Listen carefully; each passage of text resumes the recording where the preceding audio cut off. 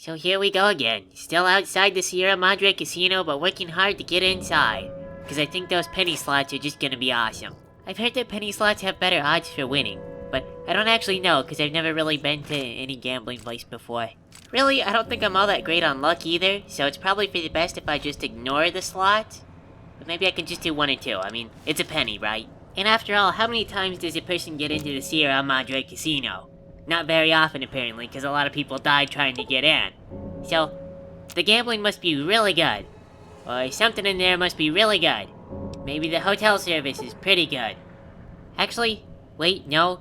Maybe everything is terrible, but the advertising is great. Yep.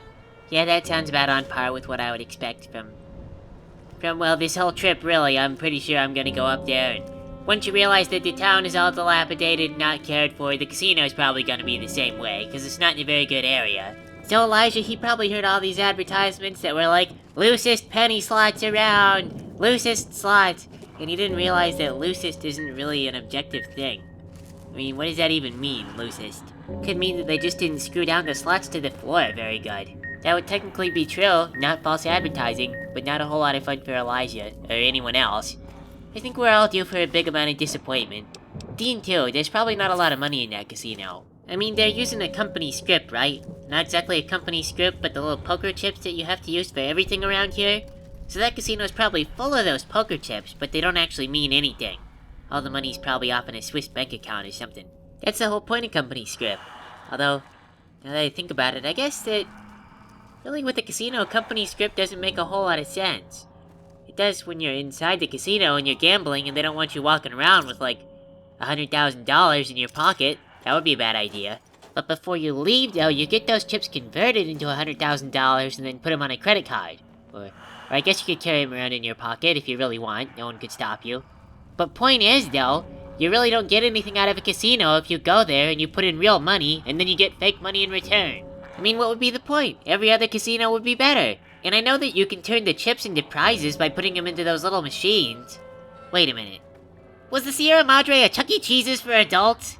Oh my gosh, it all makes so much sense in that context. Well, I hope they have little animatronic singing guys. Not a dog with a banjo, but something grown-up. Like a naked lady with a banjo. Oh, or Ellen DeGeneres, but not naked. And she doesn't have to have a banjo, it's up to her, it depends on whether or not it's good for her act. And she could do something with Chris Angel, and it would all be animatronic. So there wouldn't really be Ellen DeGeneres, it would just be a robot of Ellen DeGeneres. Oh, and of course, as soon as we find the morgue, who should be here but zombies? Come on guys, you're living up to this stereotype. You gotta break out there, one of you's gotta put on a clown wig, and then become a lawyer, and defend children. From things that like to sue children. And, okay, actually, if you guys are gonna crowd me, I think I'm gonna get out a frag mine, and I'm just gonna go. That's what I'm gonna do. Let that mine roll down the stairs. I'm out of here. Well, that's it. That's my brilliant trap setting idea. I've been thinking about this for ages, planning it out. I would do some blueprints, but I don't have any blueprint materials. But basically it works like this. I set down a mine, and then I walk in the other direction, and then the really slow-moving zombies that allowed this to happen follow me, and I don't get killed. It's pretty clever, I think. I mean, I'm patting myself on the back here, but to be totally frank, everything else in the game either runs at least as fast as me, or faster. So I can't do this to anything else but the zombies. But you know, it's still good to feel like an apex predator every now and then. Or a backwards apex predator, where all of your prey runs towards you instead of away from you. Wait, there sure is a bunch of you guys, all hanging out down in that basement. Just cause it's a morgue doesn't mean that there should be zombies down there necessarily, guys. Really. This whole stereotype thing is terrible. You know, just cause all your friends are doing it, cause they think they're supposed to, doesn't mean you have to do it too. And you know what, if you don't mind my input, let me just say that you guys can be your own zombies. You don't need to chase Queen Latifah and eat her brains. You could do something else. Like if you're more into cauliflower, or cottage cheese, or onions, any of those things are not available here. But you should consider making stuff to, wow. Ah! Hot! That guy leaped down a whole frickin' flight of stairs! Oh my god.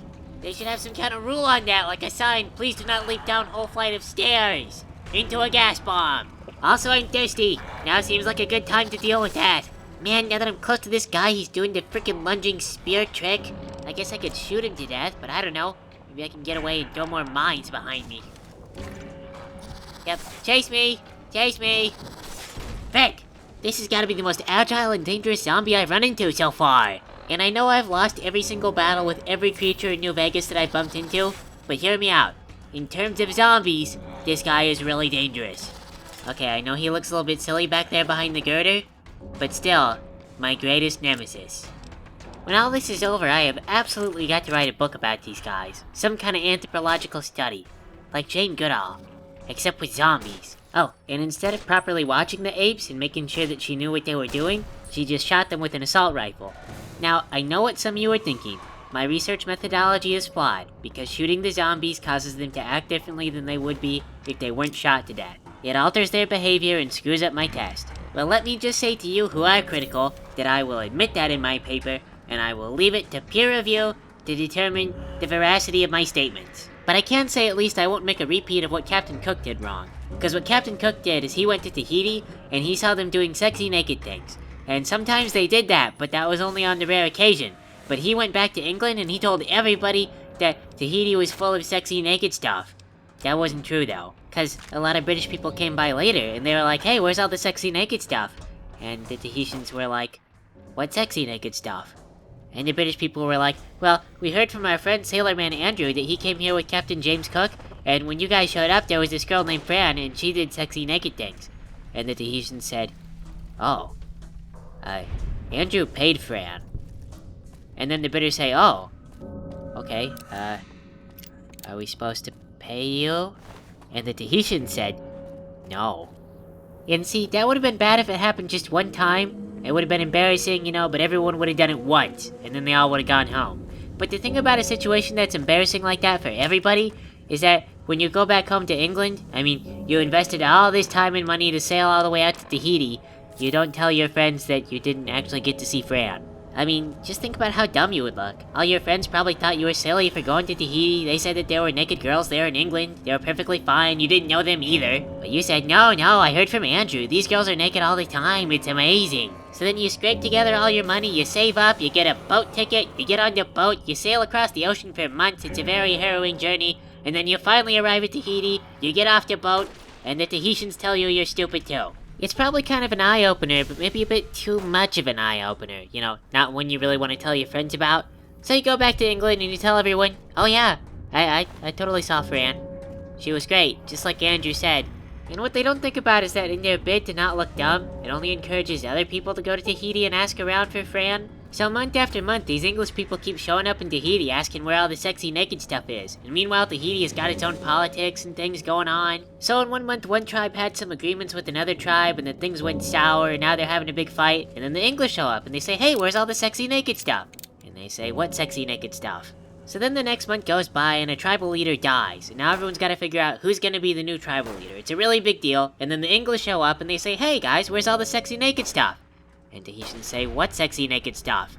So then the next month comes up, and they find a new leader, but he's kinda young, and then he makes someone angry, and now there's a big war. There's actually violence, people are killing each other. Then the English show up, and they say, hey guys, where's all the sexy naked stuff? And the Tahitians say, go home, Englishmen! And then the Englishmen are like, oh, Tahitians are really mean. And then this goes on for numerous generations. And that's pretty much like the whole story of British and Tahitian history in a nutshell. I mean, there was lots of shouting and much more serious stuff in between there, but that's pretty much what happened. But anyway, the point is, I will never make that same mistake and depict these people as being attractive or interesting in any way, shape, or form. I will be as objective as possible while I make up a how. Man, it's getting to where I don't even have a negative reaction to these stupid things anymore. I keep stepping in so many of them. It's like the nerve endings are dead. It doesn't even feel like a punishment. It's gonna happen as long as I'm here. When I write my book, that's gonna be one of the things that it's gonna be really hard to be objective about. I'm gonna want to say that there are bear traps everywhere, but I know what I'm gonna have to do first is research on how many bear traps are found in other places. Because maybe I'm just at an elevated risk, and it's not that there are bear traps everywhere, I just notice it more. And I don't know if this is a good idea. Never mind. Thought maybe I could get a sneak attack, and then I could kill this guy, and ow, he's throwing spears into me. Once I get the scholar thing started, I don't think I'm gonna be confrontational. I think I'm just gonna run for it. Beeline, straight for the casino. And then I'll write a book from inside the casino, because you know what I predict? It's gonna close. And then I'm gonna need glasses, and I'm gonna find some glasses, then I'm gonna drop them, and they're gonna break, and I'm gonna be so upset. Because it was finally time to write my book. Finally time. You know, so okay, great, this guy is dead, but now I realize I have no way to dismember him from up here. So it was a big waste of ammo, big waste of health items. So maybe I'll just give up on this. Just let them go somewhere else. Okay, yeah, you guys can just loop around. Just loop around, you guys. I'll stay up here. I promise that by the time you come back around, be like 20 minutes or whatever, I'll still be waiting for you. And I won't have set any mines or anything for you to stumble onto either. For goodness sake. How many spears can that guy have? I only see one. Where are they pulling the other spears from? I know, I am a hero. I have endless pockets. And at least I have pockets in my clothes. I think. I'm wearing an assassin suit. You would think that these assassin suits would come with pockets. I could be wrong, I haven't checked thoroughly. But I know that they don't have pockets on those zombie suits. Actually, come to think about the whole thing with an assassin suit. First of all, what is an assassin suit really? I mean, what would be the point of wearing it? There's like a very niche role I suppose it would play for infiltration. But most people who would do infiltration would be like actual spies, blending in. It's not like you can just go to the Chinese embassy wearing an assassin suit and be like, oh hey guys, just here to do my totally non-suspicious stuff. Totally not a spy, not an assassin. But the other thing though, I think about Solid Snake and how he wears this skin-tight suit. Well, he also wears a whole ton of gear to make up for the fact that he doesn't have pockets or any kind of storage capacity. So that means that there must not be an advantage to... I think that one hurt my organs. Okay. Deep breath. Nothing, everything is fine. Just a little bit of internal bleeding. I'll get over it. A little bit of kidney failure is no big deal. I mean, I was probably doomed to that anyway with all the explosions and mines that I've stepped on this trip. Not to mention all the tetanus from all the bear traps I've stepped in. Isn't that bomb supposed to explode by now? These things seriously have a proximity trigger on them? It's like really sophisticated. These zombies are building proximity triggers? Out of just stuff laying around the casino? That's crazy. You could accidentally build a chemical bomb. You could accidentally gas yourself with ammonia and bleach. But like, proximity triggers are not an accident. Oh well. Makes these things a little bit more versatile. Just a shame they're not more effective at actually killing zombies. It goes to show though that there is more to these zombies than you think. They must have some kind of culture. Some kind of educational system where they teach each other how to make these bombs. Because only some of the zombies have the bombs. Could be because of scarcity of supplies, or could be because only certain zombies can know. Like maybe they have a secret bomb-building zombie club. Only they don't call it a club, they call it a guild. And boy, you know, when I get into that church tower, I really hope that I can turn off that bell. Because it is driving me crazy. But alright, my trap worked. Killed the zombie. All it took was the complete destruction of my vitals and my body.